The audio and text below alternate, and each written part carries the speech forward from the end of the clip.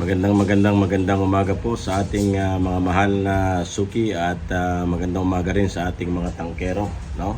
Sa panig ng Pilipinas, magandang umaga po sa inyo.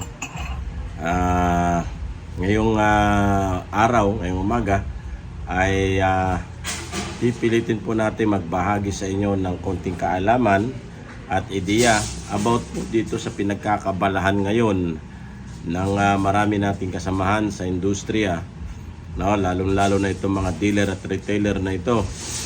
Ito pong tinatawag nating annual report na isasubmit nating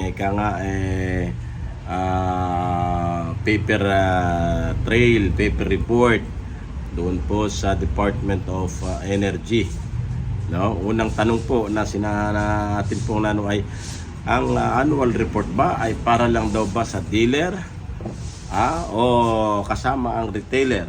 Okay, take note, hindi lamang din po para sa dealer, kasama na po ang retailer, then at the same time kasama na po itong mga refilling plant and other the other players, no? Makikita naman natin diyan, no? Mga iba pang player, refilling plant, etc. Kasama na po ang dealer at saka retailer. Alright, so kasama po tayo, kasama po kahit retailer. Ngayon, isang magandang tanong na unahan ko na kayo, no? Dealer ang iyong category. Dealer ang in-apply mo. Okay? Dealer ang in-apply mo sa Department of Energy. In fact, yun po ang certification mo, dealer. Di ba? Pero ang operations mo ay retailer. Yun naman ang totoo eh. Di ba? So ano ang gagawin mong report? Para ba sa retailer o sa dealer? Siyempre, kung ano yung in-apply mo, ano yung character mo, ano yung identity mo na sinasabi mo doon sa Department of Energy, di yun ang i-report mo. Diba? Doon ka sa dealer kung dealer ka. Kung retailer ang in-apply mo na certification, di retailer ka. Yun naman po kasagutan ko na yan ay sa matter of logic, no? Hindi pwedeng, siyempre, in-apply mo dealer eh. Di inaasahan ng DO na ikaw ay dealer. So, i-report mo yung pagiging dealer mo.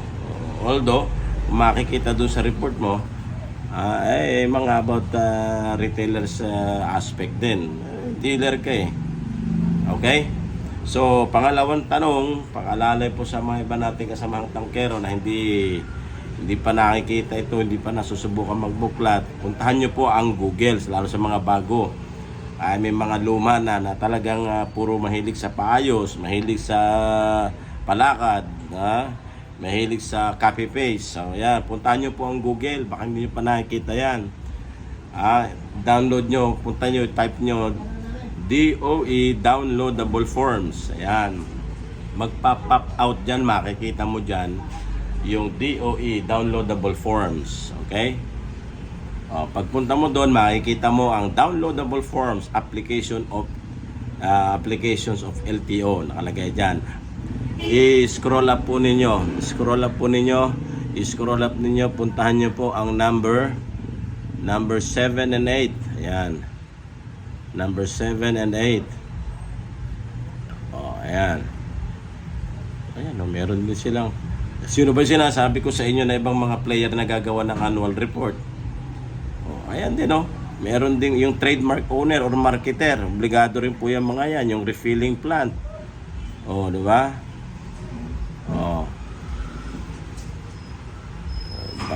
Ayan. Yung mga independent hauler of LPG. Yung walang ginawa, kundi mag-haul ng itong mga bulk. Yung mga bullet. Na yan ang kanila. Meron din pong reporting yan. At meron ding LTO yan. Okay? Yung kasi yung mga participant na tinatawag natin. Sila po yung mga participant. Tayo po yung mga participant. Para, sige, isama na rin ho natin. Review lamang naman po ito eh. Sino ba yung mga nire-require na mag-LTO? Ayan po. Base po dyan, yung pong mga refiner, importer, bulk distributor, independent bulk LPG hauler, bulk consumer. Ayan. Okay, sino pa? Mga independent hauler of LPG, trademark owner or marketer. Ayan po, refilling plant. And number 7, ito na po yung karamihan sa atin. Ano po? So, ayan po, ano. Yan po yung mga participant. At lahat ng participants sa OIMB, tayo po yan, ay obligado po mag-submit po ng annual report. So, annual, it's yearly. Di ba? Kada taon. Ngayon, pagpasensya nyo na kung ano lang po yung pwede ko ma-share sa inyo. Dahil si Catering Man ay, lahat naman po tayo dyan ay bago.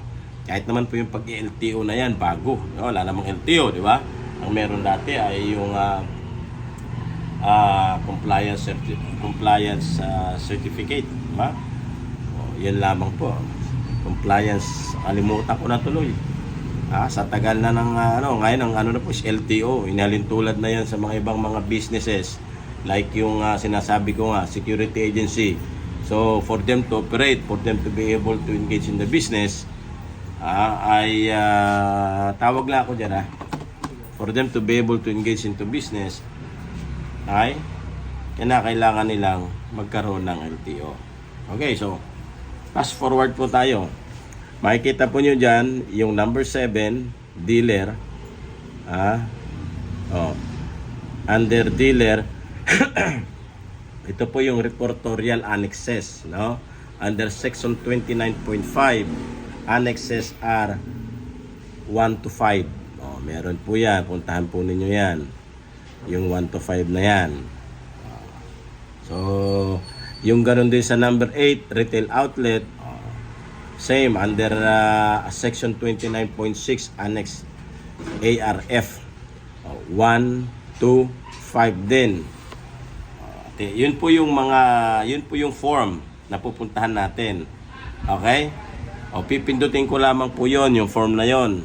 At titignan natin kung naintindihan natin at kung anong pagkakaintindi natin, isi-share ko sa inyo. Pero kung i-fill up, wag muna kasi hindi pa ho ako nakakagawa. Busy ho tayo nung nakaraan, lalo na si Mrs. actually ang busy. Nakakaawa nga dahil nga po yung mga BIR natin, no? Kailangan nating ng BIR. Ayun nga, sabi ko nga sa inyo, sa awa ng Diyos, tayo'y masaya dahil kahit pa paano, nakapagbahagi tayo ng ating kinita na konti man lang, kahit konti man lang, at least kahit pa paano, nakapag-share tayo sa gobyerno ng Republika ng Pilipinas, sa kaban ng yaman ng Pilipinas sa pamamagitan ng pagbabayad natin ng ating ay buwis. Ayan. Anyway, puntahan po natin yung yung annexes, yung annual report na yun dahil alam ko doon ang pinaka-interest po ninyo puntahan natin yung dealer. Then magko-comment lang po ako doon, no? Tignan natin. Ang sabi niya rito, dealer, annexes 29.5. Ito po yun, ano? Pipindutin natin. ARE, Alfa Romeo Echo. ARE 1 to 5. Mga 5 pages pala yun. Tignan natin. Tignan po natin kung anong nakalagay dyan. I-zoom natin. Ito yung AR 1 to 5. Naka naka-Excel form siya. Pindutin mo lang. Makikita mo kung anong nilalaman nun. Pagganahin din natin yung common sense natin, yung mga bagay na alam natin na imposible, paano mo sasagutin yung imposible? Dahil po natanggal yung cordon ng sapatos ko. Pasensya na mga kapatid dahil si Catering ay medyo may kasama yung kita nyo naman sa boses ni Catering. Okay, tahan po natin Ayan. Nandun ako sa dealer po ito, annual report. Take note, ayan.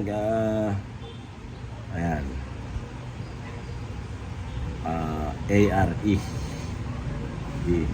ARE. I-form po ito. Naku, kailangan natin ng antipara. Sa sobrang liliit. Sobrang lilit po.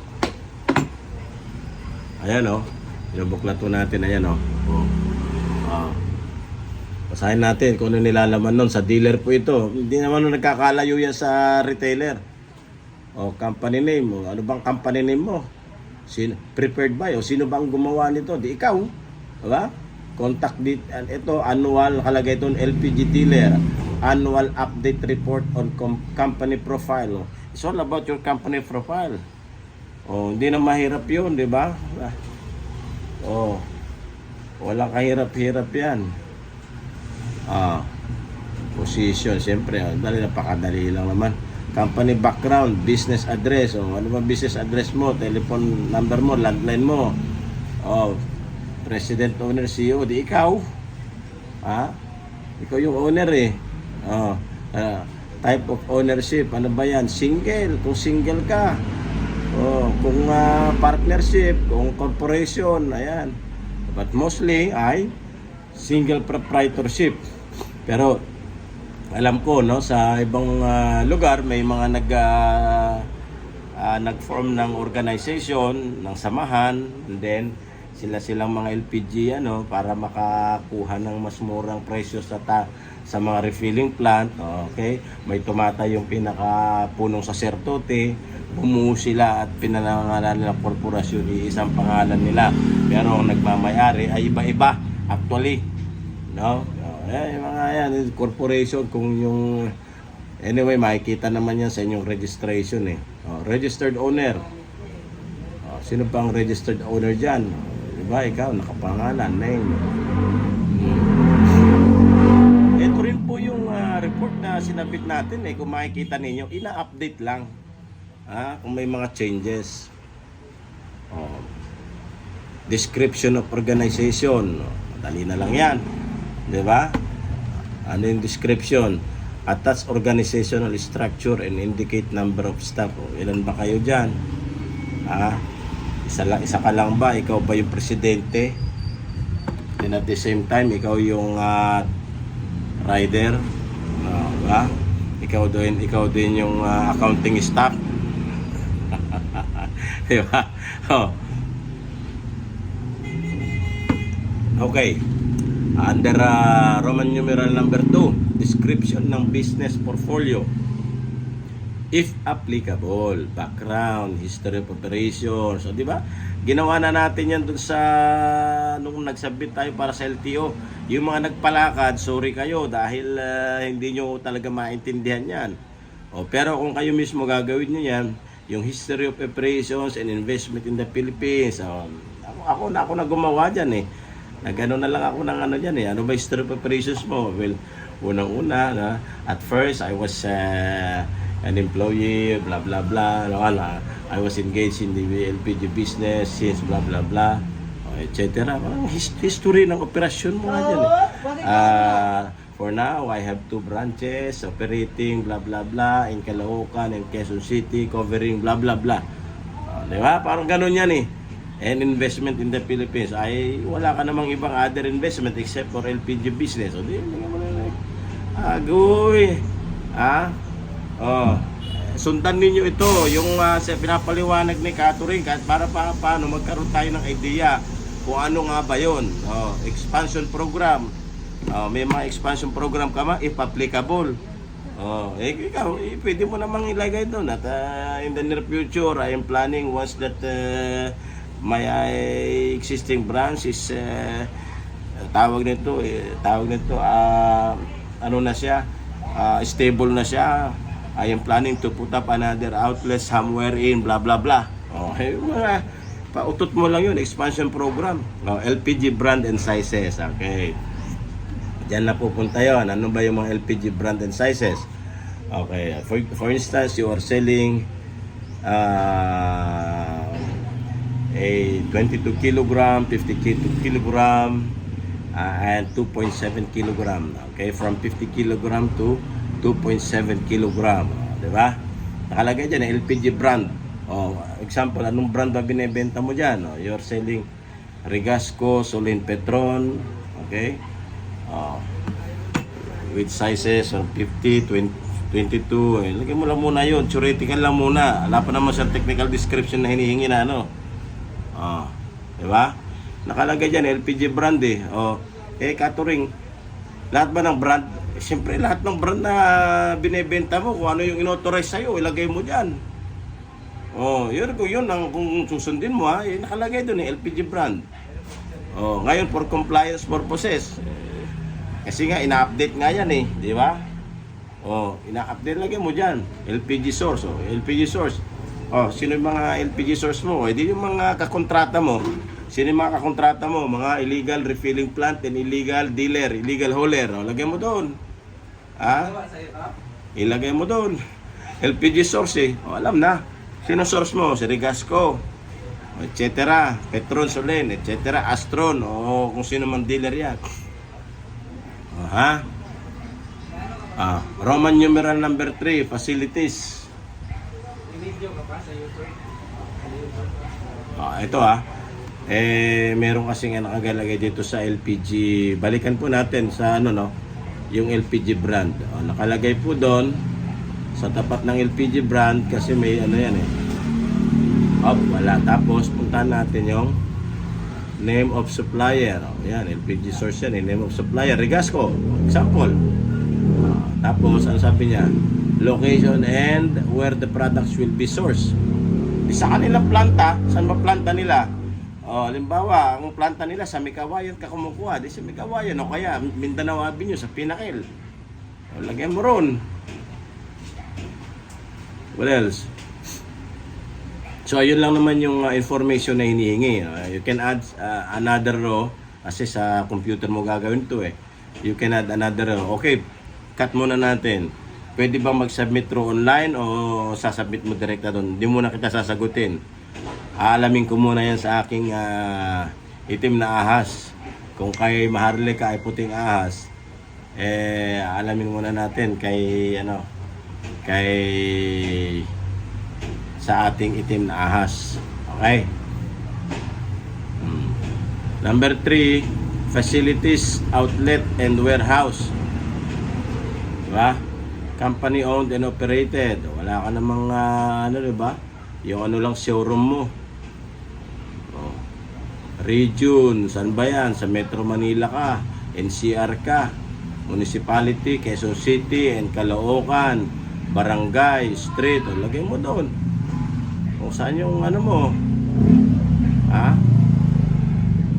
Facilities, outlet, and warehouse.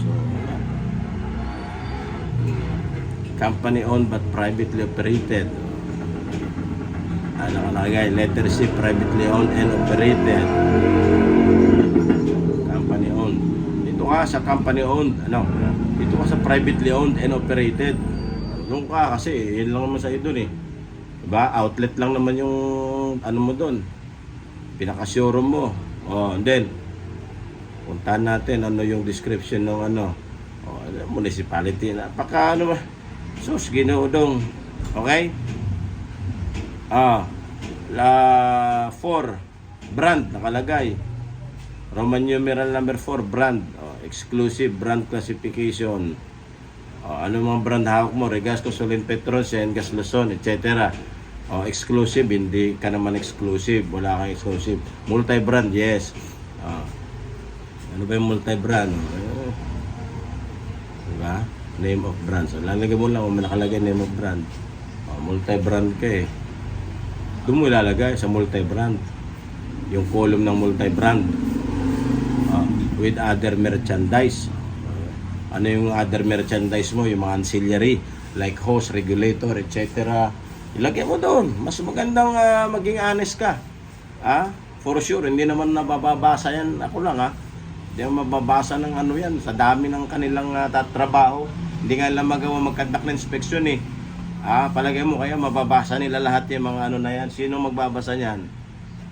Anyway, ang sabi natin, for compliance purposes, kaysa magngangaw-ngaw tayo, mag-comply na lang po tayo. Okay?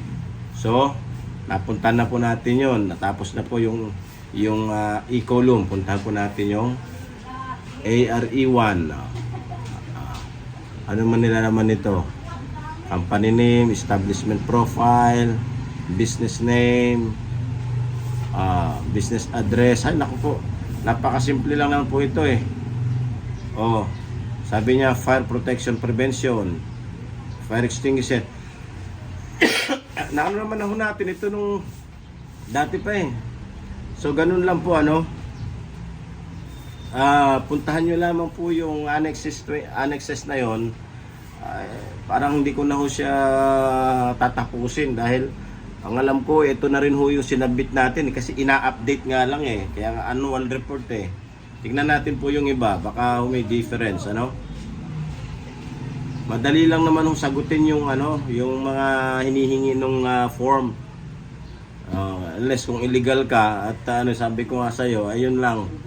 Saan mo kakapain yung mga impormasyon mo na yun? Okay? So nasa na po tayo sa column ng ARE-2. Ano bang yun nakalagay doon na naman? Yung annual update LPG supply and demand balance. Ayan na naman ako ito. January ito yung mga inventory mo. Beginning inventory mo. January.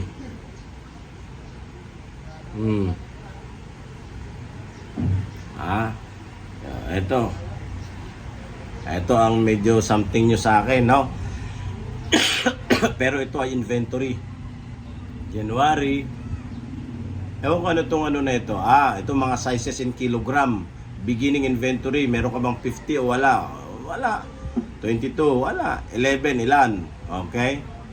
9, ilan? 7, ilan? 5 kilogram, ilan? 2.7, ilan? Okay. Baka lumampas kayo dun sa inyong baka magbiyabang kayo dyan. Mas maganda na yung tamang for purposes of representation ng inyong mga binebenta. Huwag nyo nang ilagay lahat dyan, lahat siya. Alam naman natin yung purpose nito eh, di ba? Actually, ang purpose nito, siyempre, ito magiging basihan actually ng kanilang review dun sa iyong operations. Kung tutuusin in strict sense, ang purpose nito ay para i-check, ipalandra dito sa mo yung actual na operations mo. Nasa sa iyo, diskarte mo yan. Paano diskarte mo? Yan, beginning inventory mo yan. Andyan yung from January to December, nandyan yung mo, ilan 50 kilogram mo. Nagbebenta ka nga ba ng 50 kilogram? Di skip mo pag hindi ka nagbebenta ng 50 kilogram. Like myself, di ako nagbebenta ng 50 kilogram. Okay. Ito nakalagay pa rito. Less than 1 kilogram other. So baka ito nagma-minus 1 siguro ito. Okay. Next, nandun pa rin po tayo sa column nakalagay doon. Volume, number in cylinder. So ayan. Ilan ba ang 50 mo? Ilan? Purchases. Mga binili mo. Ilan? 50, 22, 11, 9, 7, 5. Yung pa rin yun. Kung ilan ang binili mo. Ilan ang mga purchases mo? Mga bili-bili mo na yan. Ilan ang benta mo? Ayan na. Madadali na tayo dyan. Yung mga naggagawa ng misdeclaration. Anyway, wag muna kayo dun matakot. Importante, lagyan nyo po yan, pilapan po ninyo yan. Okay? Napaka self-explanatory ang gustong malaman ng form na yan. May beginning inventory. Under beginning inventory, may beginning inventory, may purchases. Di ba? Beginning inventory mo. Halimbawa ay meron ka lamang isang 50 kg, isang 22, tatlong 11, apat na 2.7. Halimbawa lang. Tapos bumili ka, ilan ang binili mo? Nagdagdag ka halimbawa ng isang 50 kg, bla bla bla, isang 22, bla bla bla. Yun ang purchases mo. Kailan? Nung January. Kasi may yan eh, may row yan eh. January, February, March. Kailan mo nabili yun? Ano pa? And then sales. So, mayroong purchases, mayroong sales.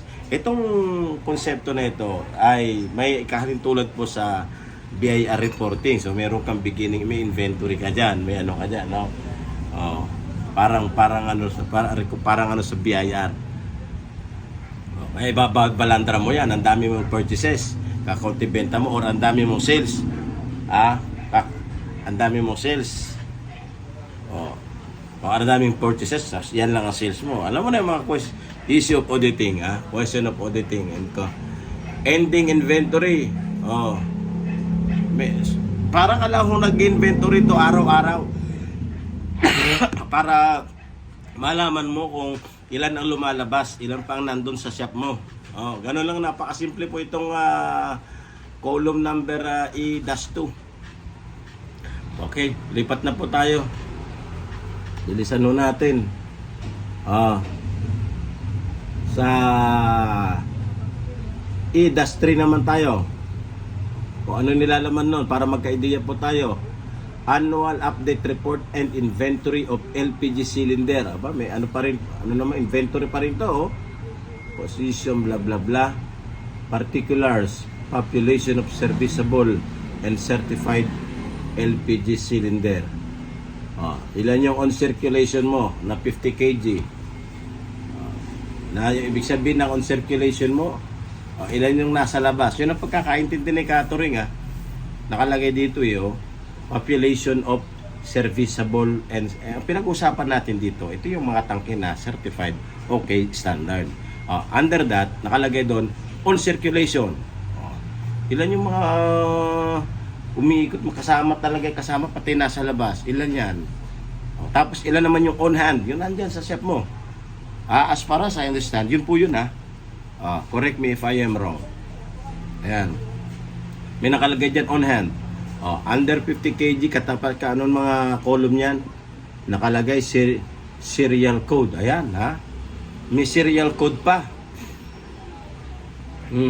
Kasi nga dealer ka actually dealer ka, hindi ka naman dealer, umiikot yan araw-araw at saka napapalitan ng brand ni supplier yan. Paano mo malalaman yan? Alam ko, hindi mo na, sige, for purposes na meron kayo ilagay dyan, ilagay mo yung available na 22 mo dyan, kunin mo yung serial or code number niya. Nandun po yan sa collar.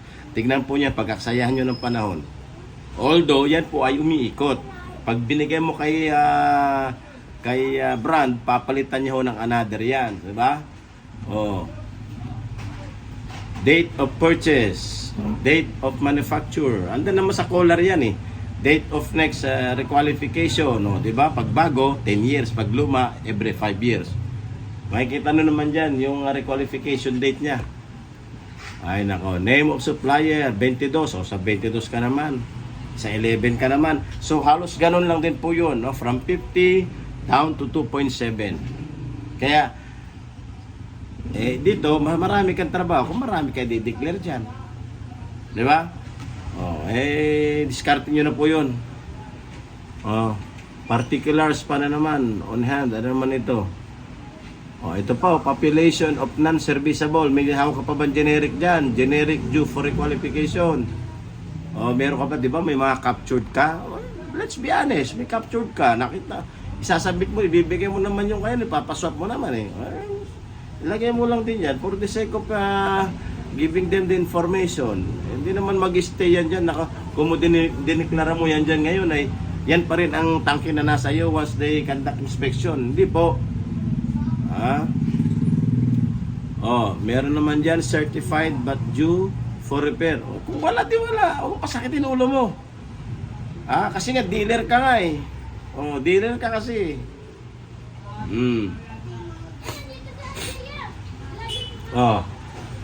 Another particulars, population of serviceable sa 9 kg 2.7. Pare-pareho lang po siya yung information na hinihingi niya. Okay, ayan, punta natin yung E-4. Ayan, annual certification update on existing contracts with supplier and customer. Ito naman yung mga kontrata natin.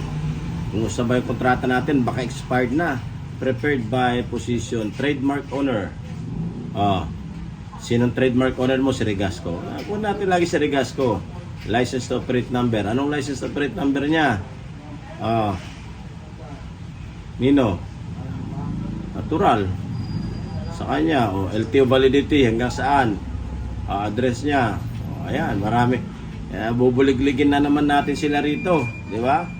Kasi nga, mga problema catering, mga resibo lang din inattach nila. At saka alam mo, ayaw na ayaw ng mga big company yan na binubuliglig mo yung kanilang mga corporate documents. So, Pagalingan na lang na naman ang diskarte yan para makuha mo yung mga impormasyon na yan. Anyway, hindi naman to personal, it's a public document, hinihingi po yan. O, pagka di tawag nyo sa DOE, sumpong nyo sa DOE na si ganito ayaw magbigay. O kaya awayin na ninyo. Itong mga supplier nyo na yan, pag ayaw, o refiller, retailer of the same information. O, diba? License to operate. Yun lamang po yun, hinihingi nun nung contract validity period. O, ilang taon na binigay niya sa'yo na kontrata mo. O, 1 taon, 2 taon. O, ngayon, dyan makikita ngayon na expired na si Catering yung kontrata nito kay ganito. Puntan natin, baka nagbebenta pa ng ganito, i-remind natin. So, bawal kapag ikaw nagbebenta ng Kaya, follow up mo na sa iyong supplier na i-renew na ang iyong kontrata. Ito ay paalala sa mga hindi ko forever yan. At tulad nga sinabi ko sa inyo, di ba? Walang forever. Nag-i-expire yan. Okay? Puntan po natin ang last but not the least. Yung nakalagay is annual update report on the list of transport motor vehicle. Napakasimple lang yan. Nakalagay dyan type of vehicle. Ano lang ba ang vehicle mo? Motorcycle. Catering, ano lang naman ang motor ko? Ganito, ganyan. Ay di surat mo. Hindi naman kailangan na meron kang 2 truck pag dealer ka. Walang requirement na ganun, na meron kang truck. Pag may truck ka, may mga requirement, may mga guidelines na dapat mong i-comply. LTO Certificate of Registration, Land Transportation Office Certificate. Yung ORCR, yung CR mo to, number, sulat mo dyan, issuance date, blah blah blah, LTO official receipt, bulk transport or in cylinder or cartridge, company owned. Okay.